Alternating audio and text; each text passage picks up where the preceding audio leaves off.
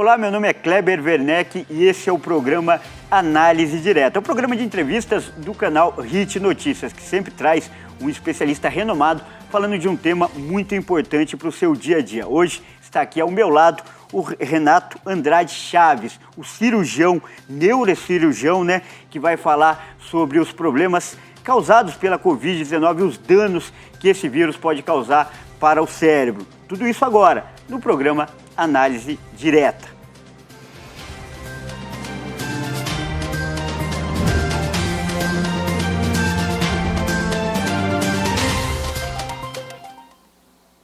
Quero começar o programa agradecendo, doutor Renato, pela gentileza de atender o nosso convite, estar aqui presente aos nossos estúdios para falar desse tema tão importante. Muito obrigado. Obrigado eu, Kleber. Como vai?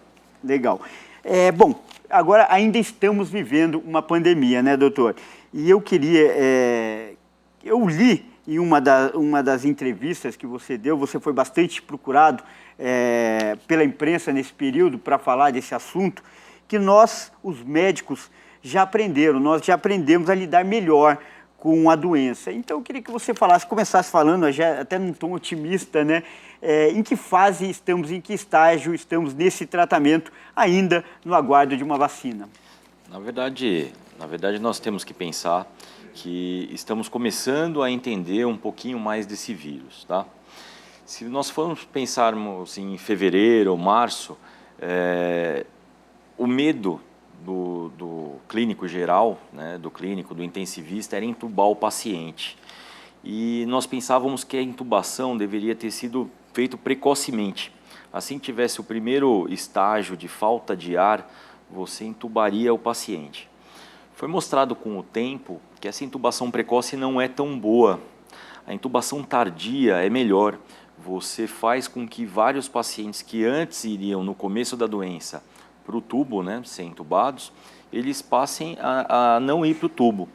Tem uma diferença, tem uma síndrome bem diferente até no coronavírus, hipoxêmica, que faz com que você tenha uma saturação baixa, que em casos normais, uma saturação normal da gente é em torno de 98% a 100%, tá? Se fosse medida a saturação nossa agora. No coronavírus, essa saturação pode cair até para 70%, tá? 70%, 80% sem o paciente ter tanto sintoma. Então, o paciente falando normalmente. Enquanto com a gente, se tiver alguma pneumonia, se nós tivermos uma pneumonia, caindo abaixo de 85% é pensado em entubar. Então, você vê que tem um gap, tem uma alteração bem grande aí, de uns 15% até a 20%, que você consegue segurar sem tantos danos, que numa outra doença você causaria danos, mas no coronavírus você consegue segurar um pouco essa intubação e você não tem o malefício de, depois dos 10 dias, ter que fazer uma traqueostomia, ter que fazer aquela perfuração para não deixar o tubo. Você tem também o benefício de não ter uma infecção secundária, porque qual que era o problema? Você era intubado, o paciente intubado, depois do 3º, 4º, 5º dia, tem uma chance muito grande de fazer pneumonia bacteriana, isso não a pneumonia viral do Covid. A pneumonia bacteriana mata tanto quanto, e mata muito, associado à ventilação mecânica, mata muitas pessoas. E os antibióticos, uma vez que você pegou uma pneumonia intra-hospitalar, é uma pneumonia hospitalar que responde muito mal a antibiótico, porque são bactérias resistentes. Então, o que se aprendeu foi a intubação tem que ser tardia, o tratamento ele tem que ser precoce, com isolamento, até para você não passar para a sua família. Então, você tem que fazer uma quarentena, tá? Uma vez que você seja diagnosticado, que você tenha o sintoma, você já procura o posto de saúde ou o hospital, faz o teste, já entra em quarentena espontânea para evitar o alastre da doença, e você pode fazer a reposição na dependência das alterações. Foi muito politizado o tratamento, então, tanto com cloroquina, quanto com vitamina D, com zinco, com nitazolamida, várias coisas foram aventadas. O interessante é que quando se vai pensar num tratamento, a primeira fase que eu tenho é saber se aquele tratamento, na teoria, ele é eficaz contra um vírus. Muitos desses, mais de 300 medicamentos foram testados, né? Na verdade, mais de 1.000 medicamentos foram testados. E muitos deles se mostraram eficazes, não em paciente vivo, mas em placa de Petri. Então, eu coloco o vírus, boto o vírus para crescer, eu reproduzo ele e coloco a medicação. E aí eu consigo matar esse vírus, tá? Consigo inativar o vírus. Matar não tem como, porque vírus não é vida. Mas assim, eu inativo esse vírus. Ou faço com que ele não tenha uma replicação nas células, tá? Inativando esse vírus, teoricamente eu teria uma medicação eficaz. Só que o que se viu, que várias vezes, para fazer esse efeito dentro do corpo humano, eu teria que usar uma dose que é tóxica para o humano. Então eu mataria o vírus e o paciente. Várias coisas foram aventadas. Hidroxicloroquina até hoje é uma coisa que eles estão vendo se funciona ou não funciona. Alguns artigos falam que sim, outros falam que não, tá?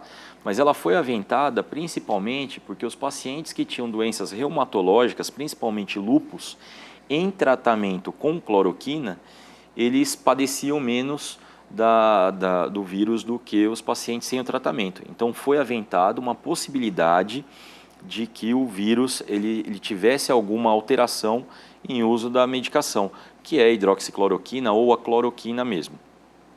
Outra coisa que foi se vendo, inicialmente se pensava que era uma gripe, como qualquer outra gripe, tá? E que, como sendo outra gripe, principalmente ia alterar só os pulmões. Não foi isso que foi visto. Então, vários pacientes na UTI, eles necessitavam de uma dose muito aumentada de sedação. Uma coisa que os intensivistas não estavam acostumados. Então, assim, geralmente você tem uma dose X para manter um paciente calmo com o tubo, tá? Para você sedar o paciente, para ele ficar confortável, porque é extremamente desconfortável alguém com um tubo na boca, tá? Ou que não consiga respirar adequadamente, porque você tem o respirador que ele insufla o ar sob pressão no seu pulmão, tá? Essas doses eram muito aumentadas com relação a um paciente comum que não tinha Covid. Isso é a primeira alteração que foi vista. Então, as doses foram totalmente fora do padrão. Outra coisa que foram vendo são eventos de ansiedade, confusão mental, tá? Então, torpor, isso em UTI. Então, o paciente ficava muito agitado, fazia confusão mental, uma síndrome confusional, às vezes paciente muito jovem.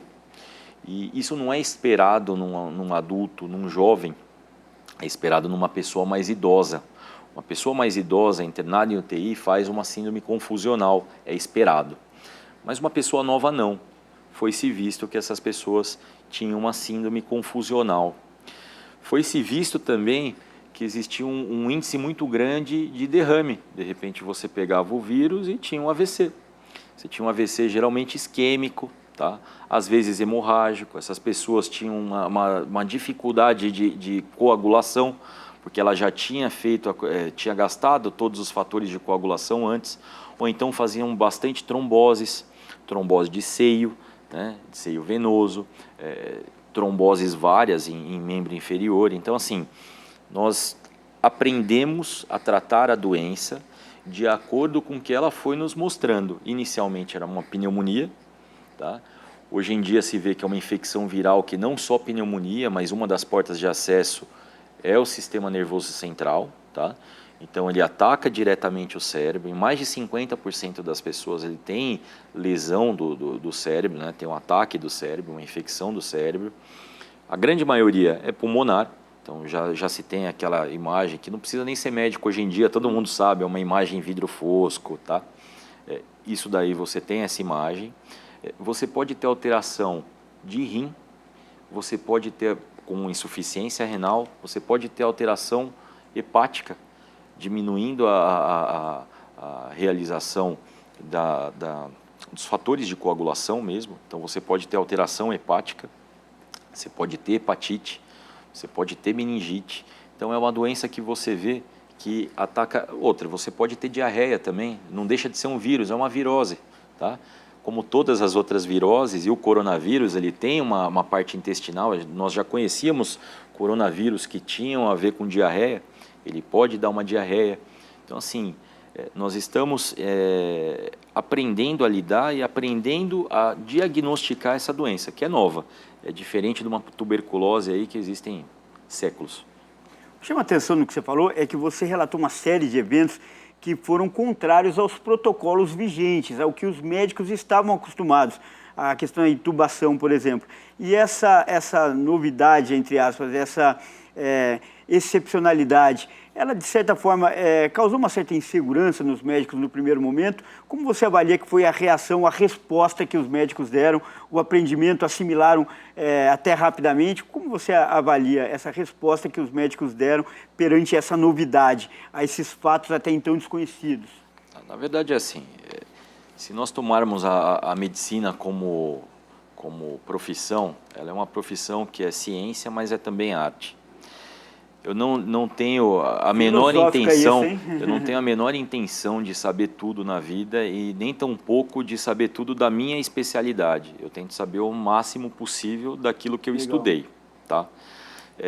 O médico que se põe humildemente a entender que ele não sabe tudo, ele entende que ele tem um paciente que é único na sua frente, ele tem que primeiro dar o conforto para o paciente. Isso sempre foi dado, isso em todas as doenças, tá? Depois de você confortar o paciente, sabendo que tem uma pneumonia, você trata com as armas que você tem na mão. Durante a pandemia, foi-se mudado até o decúbito na UTI. Tá? Então, como o paciente estava deitado, a maneira com que ele era entubado, ao invés de ficar entubado de barriga para cima, ficar entubado de barriga para baixo. Então, isso tudo foi alguns ensinamentos que você tinha anteriormente, que geralmente você aplica um pouquinho aqui ou um pouquinho ali, mas que não é tão disseminado, que você vê que hoje em dia faz muita diferença, porque você libera mais sangue para chegar no pulmão. É engraçado, mas é em tempo de guerra, em tempo de pandemia e crise que você cresce. Eu ia fazer essa pergunta na sequência. Foi uma oportunidade, apesar da crise, lógico, das dificuldades, mas foi uma grande oportunidade de crescimento, né? Claro, mesmo a vacina está sendo feita a toque de caixa. Vai ser a vacina mais rápida da história, tá? Não vai ter vacina sendo feita mais rápida do que essa, mas foi uma comoção mundial para que ela tenha sido feita. Então, assim, nós sabemos que numa próxima pandemia dá para se fazer a coisa muito melhor e muito mais rápida. Como você falou, os protocolos foram mudando. Foram, porque você não sabia tudo. Então, você foi aprendendo. Então, quer dizer, o paciente entubado precocemente, ele morre mais do que o entubado tardiamente? Morre mais, então vamos segurar a intubação. O paciente entubado de barriga para cima morre mais ou tem mais alteração do que o paciente entubado de barriga para baixo? Vamos entubar ele de barriga para baixo. Assim, são várias coisas, mesmo com medicação. Vários hospitais entraram com um protocolo de cloroquina, de hidroxicloroquina, antes de ter a validação pela OMS ou pela Anvisa ou por qualquer órgão regulador. Por quê? É o que você tem em mão. Você não pode esperar tudo preencher os critérios científicos em alguma coisa que está matando hoje. É diferente de se tratar um HIV. O HIV eu tenho desde 1981, eu sei o medicamento que funciona, eu sei o medicamento que não funciona, então eu não vou tentar alguma coisa nova sem protocolo científico. Isso é uma coisa que foi uma pandemia, estava matando muito e tinha que ser feita alguma coisa agora. As terapias experimentais e mesmo, não chega a ser experimental. Como o paciente é único, o médico tem a possibilidade de, junto com o doente, propor terapias alternativas. Então, quem decide a terapia não é só o médico e o paciente. Importante isso. O paciente, em momento algum, ele é um ente passivo. Ele é ativo no tratamento a todo momento. Eu sou cirurgião e eu nunca, a menos que o paciente esteja em coma, eu nunca faço uma cirurgia sem a anuência do paciente, sem que o paciente saiba risco e benefício. Você tem que ser claro no tratamento. Ele é parte na decisão, né? Claro, é seu corpo, seu templo. Tá certo. E no começo da pandemia, se acreditava que o vírus atacava apenas o pulmão e o sistema respiratório. Depois, descobriu-se que outros órgãos, outras partes do corpo também eram afetadas, especialmente o cérebro. E é disso que o doutor vai falar no próximo bloco, no segundo bloco do nosso programa. Portanto, não saia daí.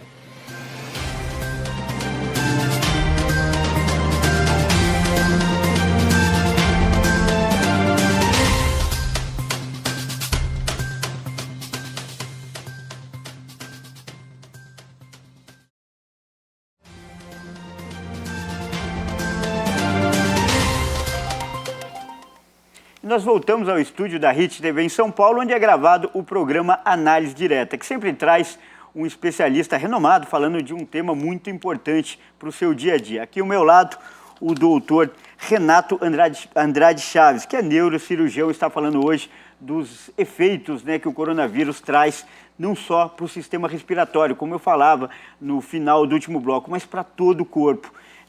No começo, tinha-se essa ideia, né, que era uma doença de vias respiratórias, de pulmão, mas depois descobriu-se que ela atinge também o coração, vasos sanguíneos, nervos, rins e até a pele. Queria que o senhor falasse um pouco mais sobre essas consequências que o vírus traz para o corpo. Eu acho que o principal aqui, porque eu estou aqui, é justamente a alteração cerebral. Nós temos que pensar que anatomicamente a maneira com que o cérebro é montado com relação ao olfato faz com que um nervo muito fino, que chama nervo olfatório, ele repouse sobre uma fina lâmina de osso, tá? E essa lâmina é perfurada. Por esse nervo, ele coloca coloca pequenos prolongamentos, então são neurônios, tá?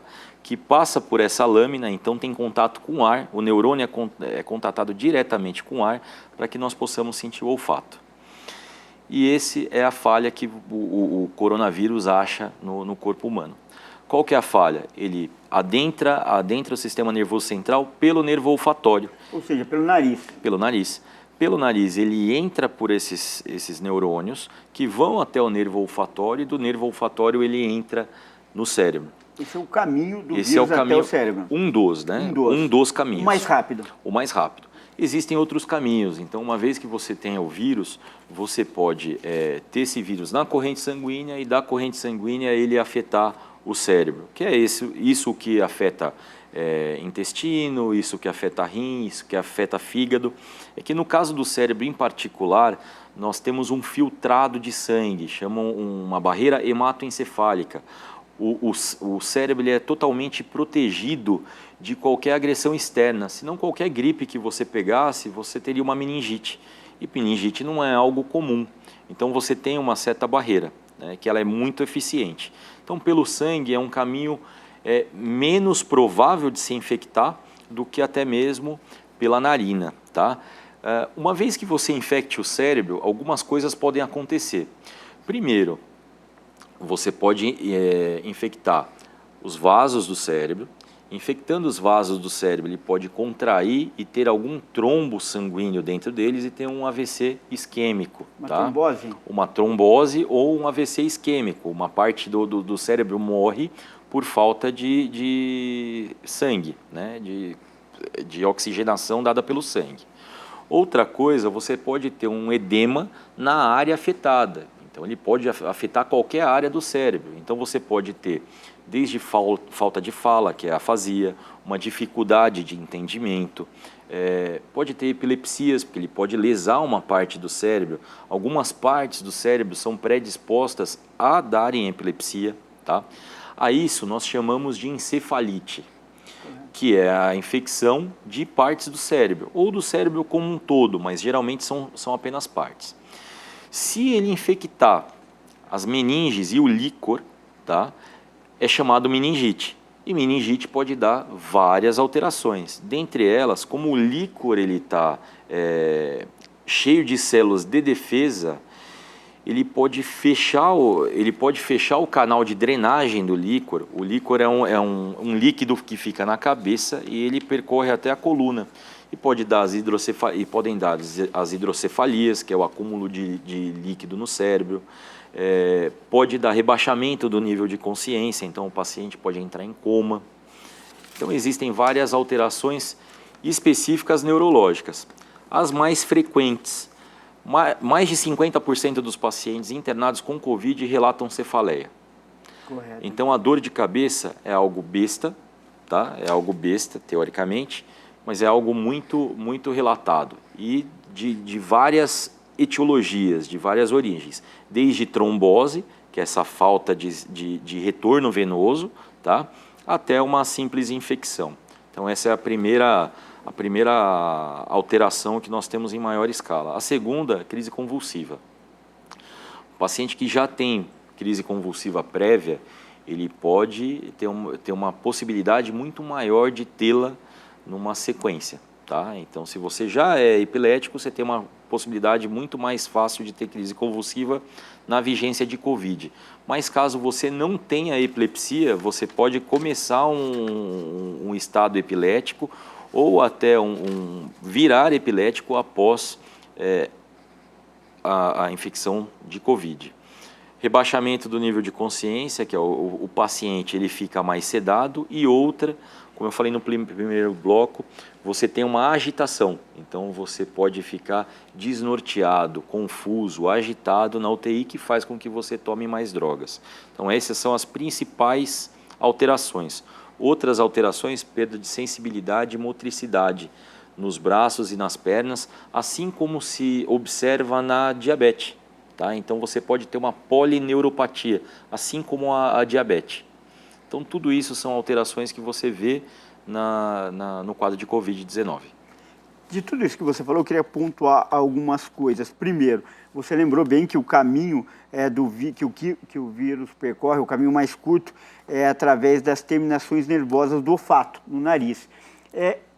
Isso acaba sendo um alerta, mais um alerta para o uso de máscaras. O uso de máscara pode ser importante para evitar isso? Pode, mas como eu disse, nós estamos começando a entender o vírus e tratar o vírus, nós estamos trocando a roda do carro com ele andando, tá? Então, assim, é um tanto quanto complicado. Quando se fez o estudo, as máscaras de estudos são as máscaras N95, que são as máscaras que os agentes de saúde já usam no dia a dia, tá? Usam com infecções respiratórias em ambiente hospitalar. É diferente das nossas máscaras que nós usamos de tecido de só algodão, duplo com algodão.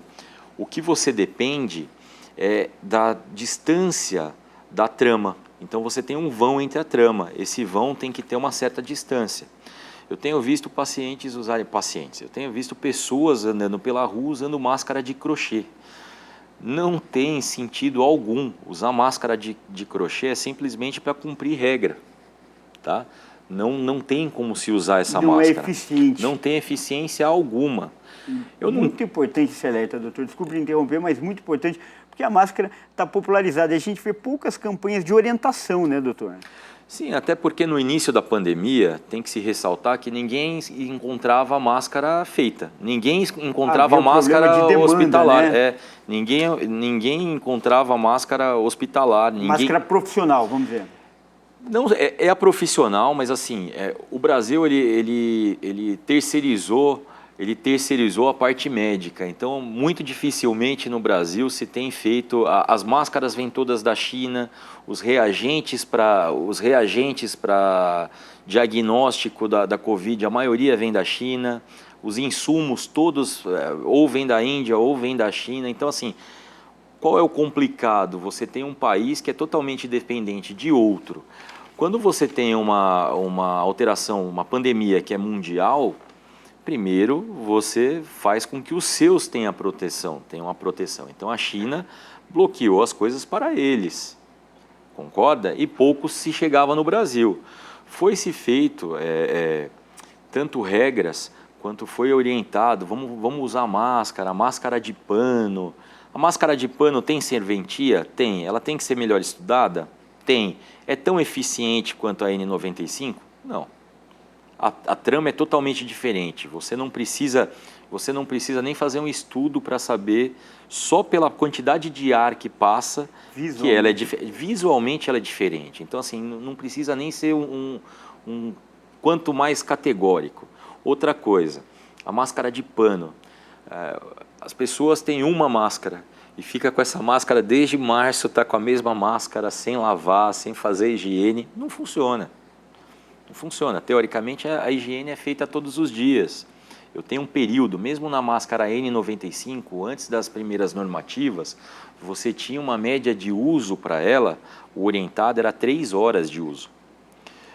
Com relação à possibilidade que você tem diminuída de ter a máscara de 3 horas começou a durar um dia. Agora ela dura indefinidamente. Então, assim, você tem que entender que as normativas foram mudando de acordo com a possibilidade que você tinha de acesso ao insumo, e não só pela doença, porque a doença é a mesma, mas as orientações são totalmente outras. Era a nossa realidade, na verdade, não era? A gente vai mudando de acordo com a realidade. Pode ser que num futuro próximo, sobrando máscara, as máscaras voltem a ter 3 horas de duração, entendeu? Hoje não é a normativa. Se chegou a ponto de hospital dar uma máscara para você e falar, ó, essa máscara você tem para operar, ela dura 1 mês. Existiu isso no começo da pandemia. Agora, outra questão que você falou também naquela resposta é com relação aos sintomas. E um estudo que está sendo bastante divulgado, acho que é o mais recente que tem sido considerado referência, feito pela Universidade de Londres, justamente sobre as implicações do vírus no cérebro. Ele faz um alerta importante de que os pacientes com sintomas leves, eles podem apresentar distúrbios graves no cérebro, né? E você citou isso com a encefaleia, por exemplo? Sim. Na verdade, o que acontece é que desde a epidemia do epicentro de Wuhan, nós começamos a ter relatos de casos dos colegas intensivistas em UTI, falando, olha, os pacientes têm cefaleia, os pacientes estão deixando de ter olfato, os pacientes estão perdendo visão, os pacientes estão tendo uma dificuldade de fala, ou os pacientes estão tendo uma dificuldade de sedação. Então, tudo isso foi compilado. Por que esse é o mais citado? Porque é o mais recente. Porque o próximo vai ter um número de pacientes maior. É engraçado que nós temos em teoria, desde dezembro, mas foi-se tido que antes de dezembro o vírus já estava em circulação, tá? Mas desde dezembro estava na China, então nós consideramos o epicentro como lá, e ele acabou se disseminando, tá? Mas que temos estudos, mais ou menos de fevereiro, março, quando começou mesmo a ter a epidemia na China, tá? Desde lá foi se descobrindo várias coisas, mas eu não tenho como te falar. Você vai me perguntar, olha, e qual que é a mais frequente alteração neurológica? Perda de olfato e cefaleia. E essa perda de olfato dura para sempre? Não sei. Por quê? Porque eu não tenho um caso que eu acompanhei por 5 anos, eu não tenho um caso que eu acompanhei por 10 anos. Não tem uma amostra ainda. Eu não tenho amostra nenhuma. Então, tudo que eu falo para você hoje, eu estou chutando, é uma prospecção, tá? Então, eu estou fazendo uma prospecção de algo que pode acontecer. Nós sabemos que a maioria, muita gente ficou desesperada quando perdeu o olfato. Hoje nós sabemos que a grande maioria recupera em 2 meses. Uma parte do pessoal que não recuperou com 2 meses, em 6 meses está recuperando. Mas em torno de 10 a 15% dos pacientes até agora não recuperaram. E aí você me pergunta, Renato, eles vão ficar sem olfato? Porque o paciente que não tem olfato perde também o paladar. Isso que eu ia falar, olfato e paladar, né? Perde também o paladar. Então, assim, é um dos sentidos que traz sentido à vida. Porque você perde o olfato, mas você não consegue degustar um vinho, ou um brigadeiro, ou a comida, prazer, você perde um prazer. Então, assim, quanto tempo isso vai durar? Não sei. Depende de quanto tempo você vai ter reversão. E outro, o vírus pode ter uma característica, como outros vírus, que você tem infecção, eles ficam alojados no sistema nervoso e eles podem te reinfectar 10, 20, 30 anos depois, quando você tem uma queda na imunidade. Isso acontece com herpes zoster. Quem nunca conheceu alguém que tem o famoso cobreiro? O cobreiro é reinfecção da varicela, do vírus da varicela zoster. Então, assim, nós não sabemos se o coronavírus tem essa possibilidade de você ser infectado, ficar com o vírus e ser reinfectado 10 anos, ser reativado esse vírus 10 anos depois.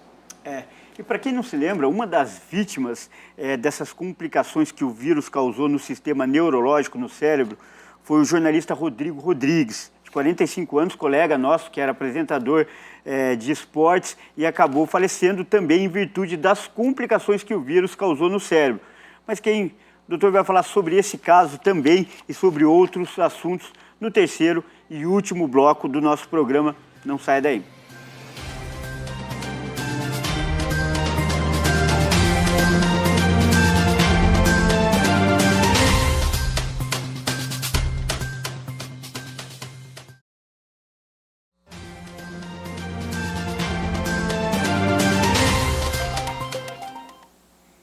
nós voltamos ao estúdio aqui da Hit TV em São Paulo, onde acontece o programa Análise Direta, que hoje tem como convidado aqui ao meu lado o Dr. Renato Andrade Chaves, que é neurocirurgião, e está falando das complicações, das implicações que o vírus da Covid-19, o novo coronavírus, pode pode causar no sistema nervoso, no cérebro. E no último bloco a gente falava um pouquinho, falou bastante, aliás, sobre as implicações no paladar e no olfato. E aqui fora do ar, antes do programa começar, a gente falava dessa incerteza. Então, só para detalhar um pouquinho mais, você tem alguns percentuais de amostragem, como você ressaltou desde o começo. Não é nada definitivo, a nossa amostragem é muito fugaz, até porque não tem um período de estudos longo que dá para a gente tirar conclusões mais sólidas. Mas qual que é a perspectiva para essas pessoas? Porque eu volto nesse assunto, porque esse é um motivo que faz a maioria das pessoas ir fazer o exame, né? Fazer o exame da Covid-19, é quando ela perde o olfato e o paladar. E qual que é a perspectiva de retorno hoje que a gente sabe, mais ou menos, doutor? Mais ou menos 80% das pessoas têm o retorno do olfato e do paladar em 2 meses. Tá? Então, a grande maioria em 2 meses já vai estar com o olfato e o paladar mais de 90% recuperado. Tá? A outra parte, os outros 20%, 10% vai recuperar até o 6º mês. Agora, se os outros 5 a 10% vão recuperar ainda, não se sabe, porque a gente não tem a amostra. Então, eu não tenho tempo de doença para te falar se isso vai ter uma recuperação ou não. Pode ser que eles convivam com a falta de olfato. Algumas medicações podem dar falta de olfato. Algumas doenças, mesmo trauma, como eu tinha te falado, mesmo às vezes a pancada na cabeça, um acidente de trânsito, faz com que você perca o olfato definitivamente. E isso é uma queixa frequente e que incomoda muito os pacientes. Eles sobrevivem, mas como você falou, perde o gosto pela vida. Então fica difícil você provar um vinho, um brigadeiro, um chocolate ou o tempero da sua mãe. Fica algo um tanto quanto anedônico. Você não tem aquele prazer todo na degustação de nada. Então, isso é algo que preocupa. Esses 10% da população que perdeu o olfato, ele tem que ser avaliado. O que tem que se entender também é outra coisa. Nós dissemos 10% daqueles que fizeram teste e sabem que pegaram, porque uma grande maioria dos pacientes são assintomáticos. Então, mais de 50% dos pacientes nem sabem que tiveram o coronavírus, tá? Então eles pegaram, às vezes passa uma gripe, ou às vezes não tem sintoma algum, pode ser que perca o olfato, que nós falamos às vezes, o coronavírus cursa com a perda de olfato, mas não são todas as pessoas. Eu peguei coronavírus e fui totalmente assintomático. Assim, eu não tive nada, nem dor de cabeça, nem nada, graças a Deus. Mas eu não tive nada. Então algumas pessoas não tem nada, você só fica sabendo porque é obrigado por algum motivo a fazer o exame e fazendo o exame dá que você está positivo. E doutor, um dos casos mais tristes, né, entre tantas mortes, foi do jornalista, como eu disse no final do outro bloco, Rodrigo Rodrigues, que era apresentador de um canal de esportes, 45 anos, jovem, acabou contraindo o vírus e também morreu. E foram implicações também no cérebro, é mais ou menos isso que o senhor vem falando aqui no nosso programa. O que aconteceu com ele? Eu sei que você já deu entrevista na ocasião da morte também, comentando esse caso, então tem um certo conhecimento. Qual a descrição, qual o diagnóstico que o senhor faz do caso do Rodrigo Rodrigues? O diagnóstico é que existe uma alteração que é vascular na Covid-19. O que acontece? As veias e as artérias, elas têm tendência a formar trombos, elas têm tendência a se fechar. Essa tendência faz com que você possa ter um AVC, que é uma área isquêmica dentro do cérebro, ou até hemorrágica, por falta de fator de coagulação, porque você tem uma dificuldade. Como você faz trombo, você gasta todos aqueles fatores de coagulação e você acaba tendo uma facilidade muito grande de sangramento. Pode parecer paradoxal, mas isso acontece. Uma das coisas que em terapia intensiva que tem mostrado benefício é o uso de anticoagulante. Então os pacientes em UTI, quando chegam em UTI, eles profilaticamente tomam anticoagulante por conta de não fazer trombo, porque você deixa de deambular, você deixa de andar, tá? Isso tem visto um benefício muito grande no coronavírus. E aí se descobriu que tem essa teoria vascular também. No caso dele, existiu um trombo grande com um derrame bem extenso. Eu vou chamar derrame porque no popular as pessoas não conhecem como AVC. Claro. Teve um derrame grande e esse derrame ele incha o seu cérebro e ele comprime uma parte que chama tronco cerebral, que fica bem no meio do seu cérebro. Essa parte é responsável pelo batimento cardíaco, pela frequência respiratória, por toda a sua movimentação, pela deglutição. Então, são os movimentos primitivos. Uma vez que você comprime esse tronco cerebral e mata o tronco cerebral, você leva o paciente a óbito. Então, fatalmente, o paciente entra em óbito. E o risco de AVC, como você falou no começo da resposta, aumenta muito, né? Muito mesmo. É estimado em mais de 10%. Tá? Então, o risco em AVC estimado é mais de 10%. Agora, existem AVC é uma miríade. Você pode ter desde uma lacuna que você não consegue, que é muito pequenininho, é algo que você vai olhar na ressonância e ficar em dúvida se é um derrame mesmo ou não, até esses grandes derrames que obstruem artérias muito grandes do cérebro e faz com que necessariamente o paciente vá a óbito, que você não tem o que fazer mesmo fazendo uma craniotomia, tirando uma parte do osso para deixar inchar o cérebro, mesmo assim o paciente vai a óbito. E esse alerta, mais uma vez, deve ser reforçado para os grupos de risco, né? Obesos, diabéticos, hipertensos em especial, são as pessoas que devem tomar mais cuidado ainda. Sim. Diabético é grupo de risco para qualquer infecção. Então, diabético já sabe de antemão que tem uma chance maior que 2 vezes de pegar infecção com relação à população normal e quando pega é mais grave.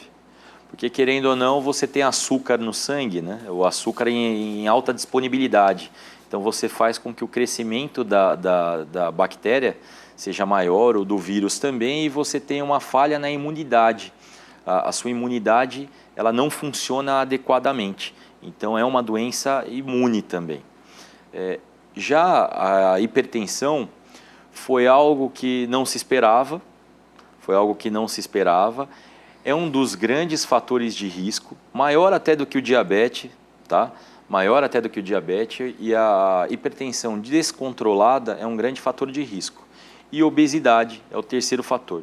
É que a obesidade geralmente anda junto com diabetes e anda junto com hipertensão, que chama síndrome plurimetabólica. Então, geralmente, esses três são irmãos, entendeu? Um anda ao lado do outro. A gente falou dos grupos de risco e também da gravidade do problema. Agora eu queria que você comentasse um pouco da incidência. Naquele estudo da Universidade de Londres que eu citei, eles relatam que antes da pandemia a média era de um paciente adulto por mês que tinha essas complicações neurológicas. E depois do início da pandemia passou a 1 por semana. É muito frequente esse tipo de problema? Tem sido visto cada vez mais? O que você pode falar sobre a incidência? Com relação à agressividade. Tá. Na verdade, no Brasil a gente vê, as UTIs elas têm um padrão, tá? Elas têm um padrão, e principalmente o padrão hoje em dia é abrir janela. O paciente, nós somos animal como qualquer outro e precisamos da luz do sol para ter o ciclo circadiano certinho, para conseguir saber o que é luz do dia, quando é dia e quando é noite.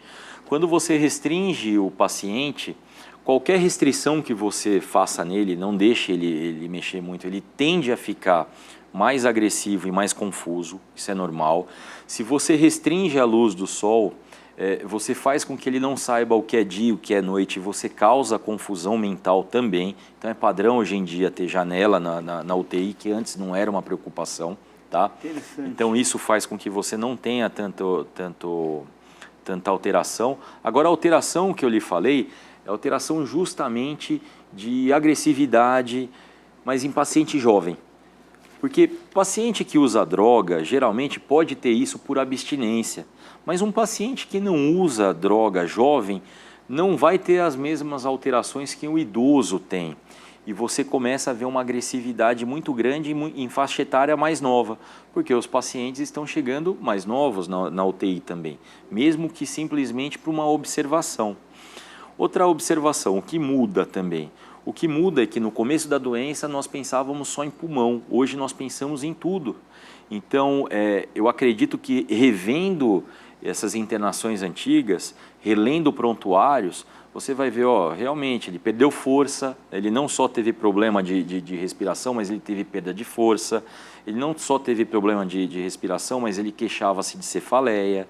Então, retrospectivamente, nós vamos ver que ela mais ou menos vai seguir o mesmo padrão, só tem que acertar qual que é o padrão que ela está seguindo. Com relação aos grupos de risco, os grupos de risco, eles têm uma chance muito maior de óbito, né, de complicação e de óbito. Na verdade, a COVID é algo que por si só não mata tanto. Ela é um fator que se soma a uma doença prévia.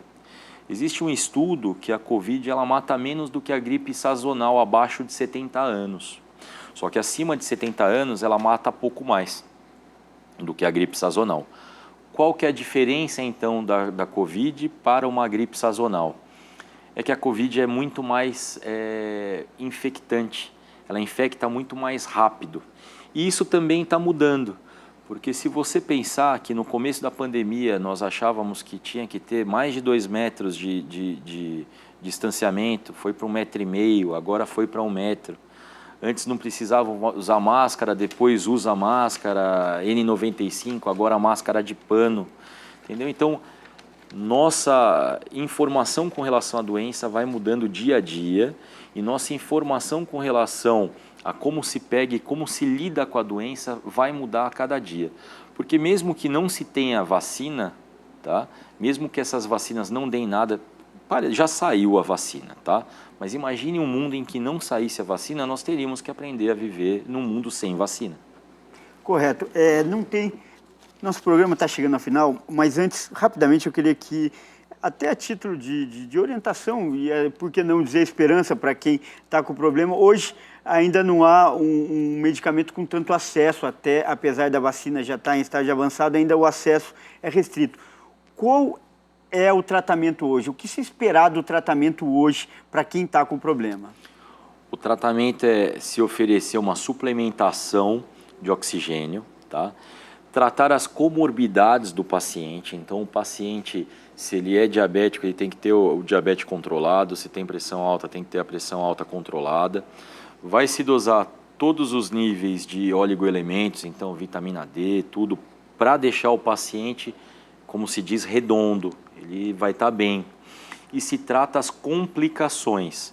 Quais são as complicações? Ou uma pneumonia que porventura você tenha, então você vai tratar essa pneumonia de início.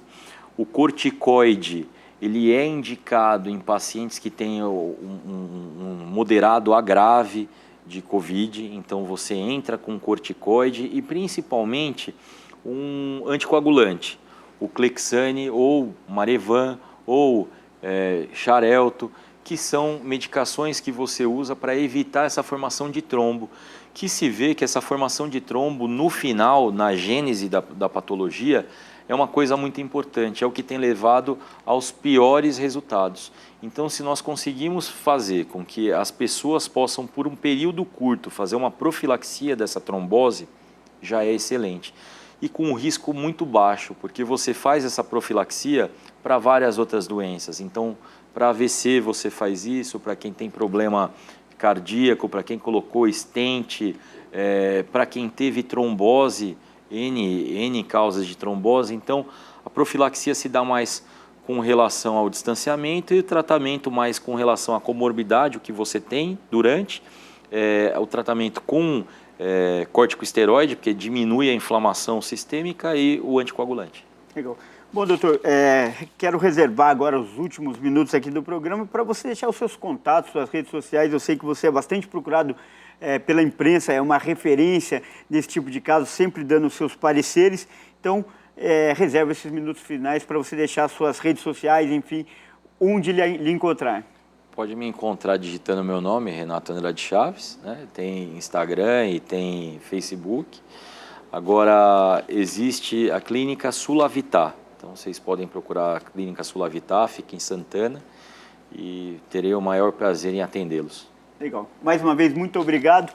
Muito legal e muito importante essa entrevista, já que esse é o problema do momento, é um problema que afeta muita gente e a gente precisa tomar cuidado. Você gostou, quer ver de novo, quer ficar mais atento a essas dicas? Então assista essa entrevista de novo nas nossas redes sociais, no Facebook, /programa Análise Direta, ou então no YouTube, no canal HIT Notícias. E também você pode participar mandando mensagem, sua dica ou até uma crítica pelo WhatsApp. O número é 55 para quem está fora do país, 11 99 224 7760, que é o número que está aparecendo agora na sua tela. Lembrando, né, que o programa Análise Direta é transmitido para todo o Brasil pelo canal HIT Notícias e mais 190 países pelo canal 1 Europa. E continue ligado, porque aqui você sempre tem um especialista renomado falando de um tema muito importante para o seu dia a dia. Até a próxima!